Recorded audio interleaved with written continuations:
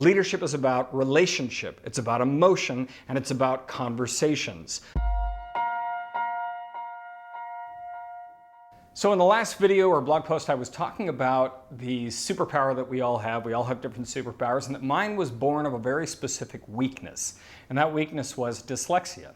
And I at the time, I didn't say in the last video, but I'll say here, when I was in my senior year of high school, I was tested as having an 8th grade reading comprehension. So I was really delayed.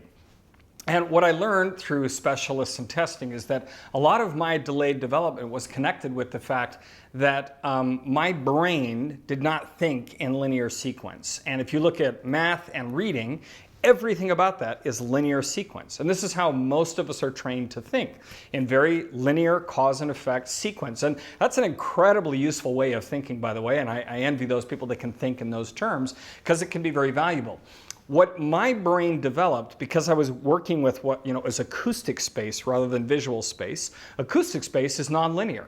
There is no beginning and end. It is immersive and completely total. And what that produces is what's called crystallized thinking patterns. So in the same way that a crystal grows multiple ways all at the same time, that's how my brain processes a lot of information. Now, why am I telling all of you this? Well, the reason is because in leadership, what I quickly learned over time is that many of the problems that leaders face in organizations and teams are not linear. They're not simple linear cause and effect issues. They are fractal patterns. They are crystallized effects. And the reason is because leadership is about relationship, it's about emotion, and it's about conversations. Conversations, emotions, and teams are non-linear by nature.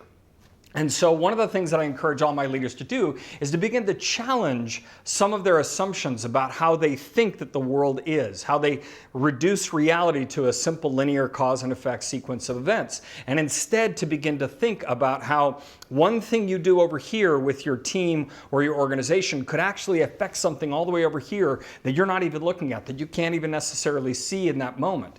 And so to become really curious about the many varied ways that what you do as a leader begin to affect everybody you lead. And so the clients that work with me, a lot of the work we end up doing is I begin to help draw the connection between the dots that are currently unconnected. And we can begin to see constellations, patterns that emerge that help leaders do local experiments to change an entire system.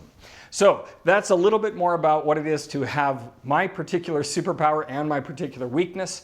If you have any interest, reach out to me and I'd be glad to talk to you about any of the challenges you're facing.